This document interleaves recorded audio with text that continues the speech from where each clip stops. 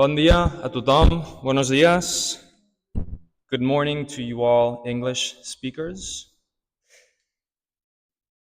El día de hoy voy a predicar sobre el reino de Dios.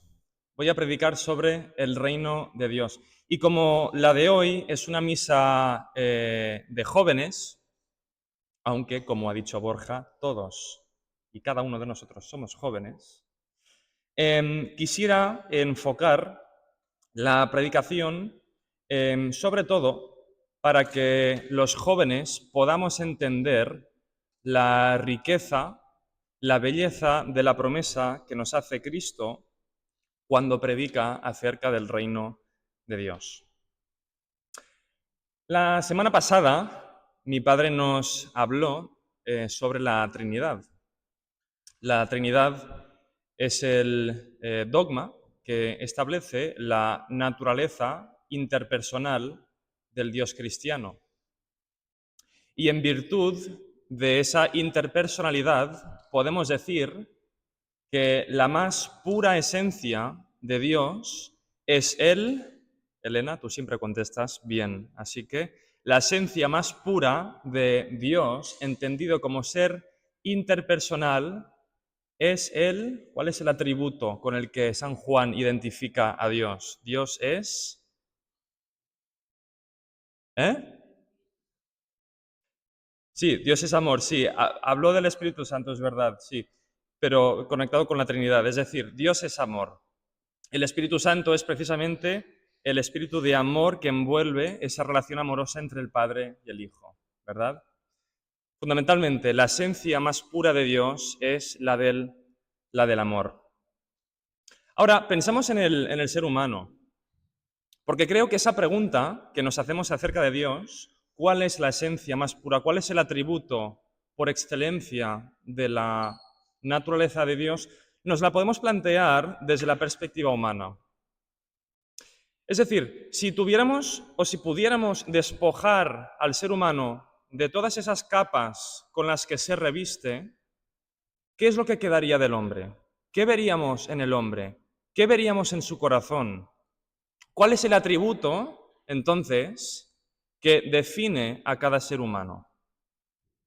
Pues si en el caso de Dios su esencia más pura es el amor, yo voy a plantear que la esencia más pura del ser humano es precisamente la sed de ese amor de Dios. La esencia más pura del ser humano es esa sed inacallable del ser humano que tiende y que busca el amor de Dios. Querido joven, sé que eres fan de Instagram, sé que te gusta el TikTok y sobre todo hablo por mi hermana Sofía, que es la fan número 1 de TikTok. Y no vengo aquí a condenar las redes sociales, pero sí vengo a hacer una advertencia muy seria. Las redes sociales nos plantean un peligro muy serio, porque a través de las redes sociales el hombre se ve tentado constantemente a proyectarse en la falsedad. El ser humano se ve tentado a revestirse de elementos con los que cree identificarse, con los que cree que puede construir su identidad. Es decir, cuando vemos que en las historias de nuestros amigos o de gente que conocemos, pues ostentan sus vacaciones tan chulas que nosotros no tenemos la oportunidad de disfrutar, el ser humano se ve inevitablemente tentado de pensar que lo que le define es aquello que hace, son las vacaciones que tiene, los coches que tiene, el éxito laboral que cosecha. Pero lo que yo quiero que os planteéis es esta pregunta que os he lanzado. Si pudiéramos despojarle al hombre de todas esas capas, ¿qué quedaría? ¿Qué quedaría? Quedaría, yo creo, ese amor inacallable, esa sed, inacallable del amor de Dios. Hay un episodio en los Hechos de los Apóstoles que revela, yo creo, esta verdad fundamental del ser humano. Cuando San Pablo se dirige a los atenienses en el Areópago, él se encuentra con un altar cuya inscripción dice al Dios desconocido. Al Dios desconocido. Y de hecho San Pablo elogia a los atenienses por su religiosidad. Les dice, oye, qué admirable vuestra religiosidad, qué admirable vuestra búsqueda incansable de este Dios desconocido. Sin embargo, el apóstol de los apóstoles viene a darles la buena nueva. ¿Cuál es entonces la buena nueva que trae San Pablo a estos atenienses que buscan al Dios desconocido? La gran noticia es que este Dios desconocido, el cual todos anhelamos, no se encuentra alejado de nosotros, no se encuentra en una dimensión totalmente ajena a la nuestra, sino que se ha encarnado y ha venido y se ha hecho presente entre nosotros. Se ha hecho presente entre nosotros. De hecho, San Pablo, cuando se dirige a los atenienses, les dice que Dios crea el universo, crea el linaje humano para que el hombre lo pueda buscar, para que el hombre pueda buscarle, aunque sea a tientas. Es decir, que Dios quiere que el ser humano le busque, a pesar de que el ser humano siempre lo buscará a tientas, es decir, a ciegas. Os habrá pasado seguramente que encontrándoos en una habitación oscura, queriendo encontrar pues una puerta o algo a lo que asiros, y vais a ciegas, ¿no? Extendiendo las manos buscando algo, pues de alguna forma San Pablo está dibujando esta tesitura del ser humano que busca, pero busca a ciegas. Y esta es la tensión permanente del ser humano que busca, pero que no encuentra. Tiene una conciencia muy aguda de lo que quiere, pero a la vez una conciencia muy aguda, igualmente aguda, de su incapacidad por encontrarse con Dios por sus propios medios. Por sus propios medios. Quisiera contaros una anécdota con la que creo que muchos de vosotros seguramente os podréis identificar. Yo celebré la graduación del bachillerato con mis amigos en Vilafranca del Penedés. Hicimos una fiesta muy chula. Y luego, volviendo a casa con unos amigos, tuve una suerte de arrebato repentino de un regustillo amargo de finitud. ¿Ok? ¿Qué quiero decir con esto? Tuve una conciencia muy clara de que por mucho que yo disfrutara de esa fiesta, era consciente de que esa fiesta había terminado. Y en el fondo de mi corazón latía un deseo indomable de eternidad. No era sencillamente una lamentación de decir, ostras, la semana que viene trabajo. No, no, no, no era eso. Era una conciencia muy clara de que yo quería gozar de una alegría interminable. Yo quería habitar en la presencia de un amor que no fuera efímero, sino que fuera eterno. Y muchas veces en mi vida me ocurre que en medio de la cotidianidad más elemental me asalta este deseo repentino de Dios y de su presencia. No sé si os ha pasado alguna vez. Es una experiencia que no hace más que confirmar un versículo bello de Eclesiastés que dice que Dios ha puesto en el corazón del hombre este deseo de eternidad, ¿verdad? Entonces, esta es la situación que San Pablo está dibujando a los atenienses. El ser humano busca, pero busca a tientas, no sabe exactamente dónde buscar, ni en qué buscar. Y de ahí surge un problema muy grave, que son los ídolos. Los ídolos son fenómenos de la experiencia que, como nosotros los podemos moldear a nuestra medida, hacemos de ellos nuestra divinidad, ¿verdad? Ya sea el dinero, ya sea el placer, ya sea la diversión, ya sea lo que sea, el peligro de los ídolos es querer acallar esa sed con algo que nosotros hacemos a nuestra medida. Sin embargo, la gran noticia del Evangelio es que nosotros no tenemos que penetrar en la divinidad, no tenemos que franquearla, no tenemos que ir a tientas durante toda nuestra vida, sino que la divinidad penetra en la humanidad. la divinidad desciende a la humanidad y la divinidad se hace hombre. Se hace hombre y es por eso que el prólogo de San Juan es tan escandalosamente bello. El Logos divino puso su morada entre nosotros. Y de ahí tenemos el nombre de Emmanuel, que es Dios entre nosotros. Ese es el evangelio que trae San Pablo. Les está diciendo, oye, no busquéis a tientas. No tenéis que hacerlo porque Dios ha penetrado, Dios se ha hecho presente entre nosotros. Entonces, ¿qué tiene que ver todo esto con el reino de Dios? Todo esto es una suerte de preámbulo para que entendamos que cuando en Mateo 6, en el Sermón del Monte, cuando Cristo nos exhorta a buscar primero el reino de Dios, es lamentable que nosotros entendamos que eso es meramente un mandamiento. ¿Vale? Quiero que os quedéis con esta idea. Si nosotros leemos ese versículo y nos quedamos con que Jesús nos está lanzando un mandamiento, nos estamos quedando muy cortos de miras. No estamos entendiendo el gozo al que nos está invitando. No es meramente un mandamiento, es una invitación.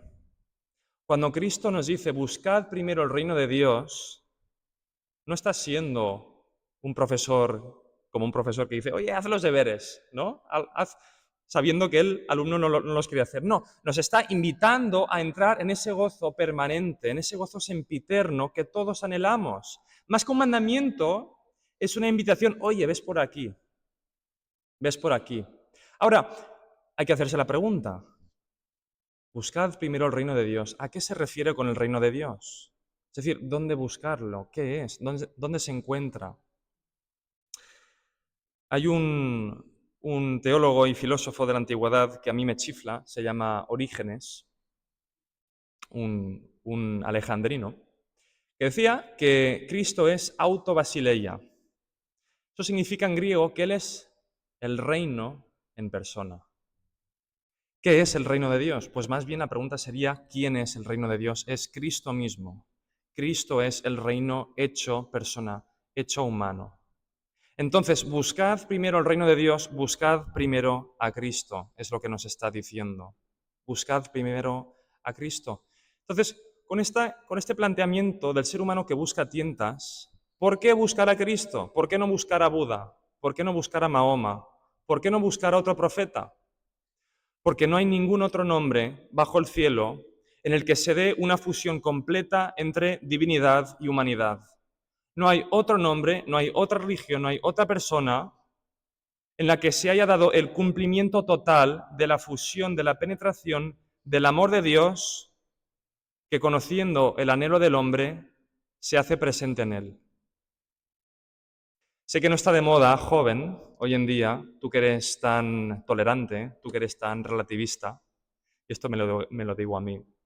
Nosotros, es decir, vamos a ver, nosotros somos una generación que efectivamente hemos crecido en estos valores de la tolerancia, ¿verdad?, del respeto, de la compasión. Sin embargo, existe el peligro con esta tendencia, que no la condeno, pero existe el peligro de difuminar, de desdibujar la radicalidad de Cristo, ¿verdad? Cuando nosotros hablamos con un musulmán, por ejemplo, si corremos la tentación de que esta tolerancia posmoderna nos impregne, acabaremos diciendo, oye, mira, yo rezo a Jesús, pero tú tienes todo el derecho a rezarle a Mahoma porque al final son todos iguales, ¿verdad?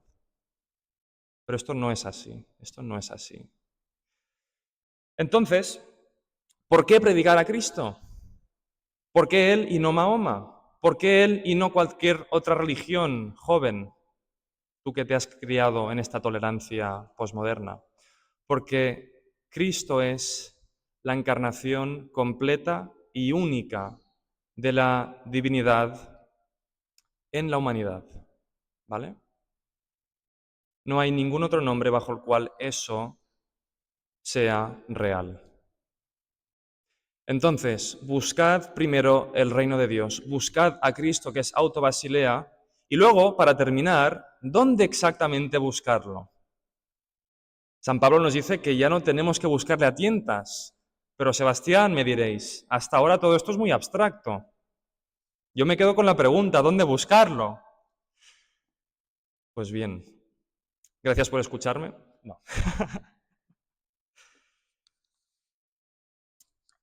Cuando predicamos el reino de Dios, predicamos a Cristo, ¿verdad? Esto espero que haya quedado claro. Volviendo un poco a San Pablo tiene esta visión yendo hacia Damasco, este encuentro tan chocante con Cristo. Recordad un poco la escena, ¿ok?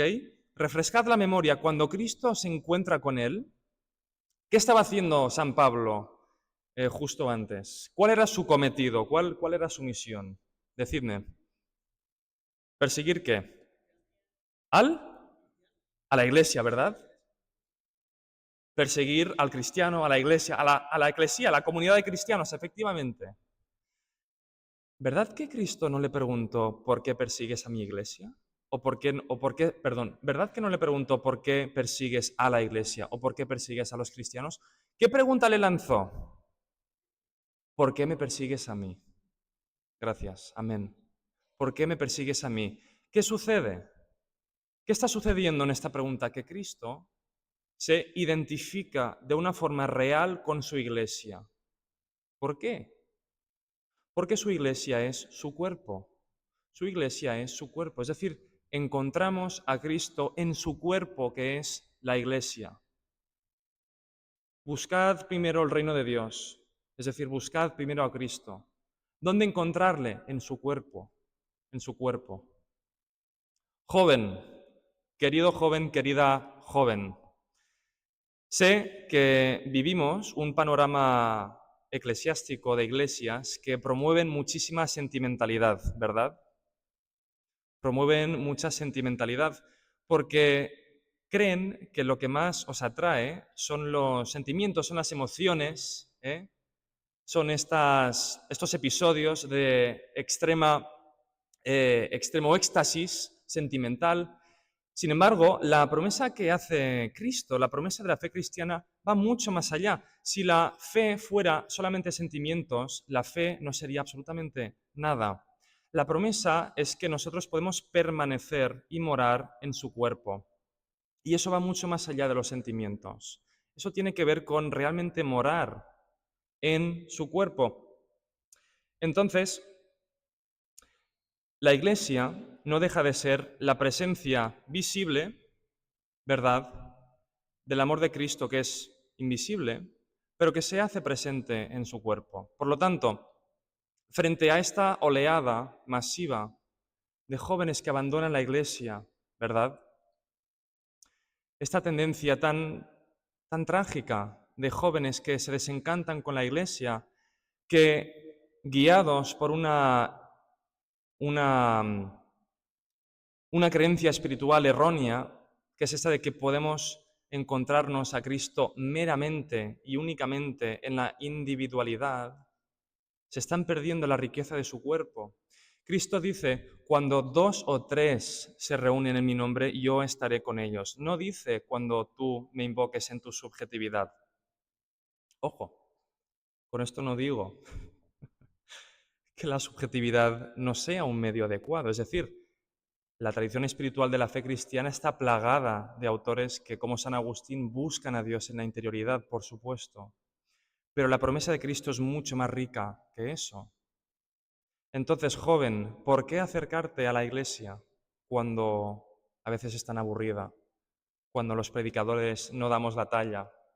¿Por qué buscar la iglesia? Porque la iglesia es el cuerpo de Cristo. Y únicamente es Cristo quien podrá satisfacer ese anhelo que es permanente en tu corazón. Es permanente. Entonces, joven, yo te animo a que si tú realmente crees el Evangelio, si tú realmente crees que Cristo se hace presente y que no hay ningún otro nombre bajo el cual se dé esa fusión del amor de Dios con el hombre, proclámalo sin miedo, proclámalo sin miedo. Porque bajo esas fachadas que vemos en las redes sociales, siempre habrá, querido joven, un corazón que anhela. Siempre habrá un corazón que anhela. Entonces,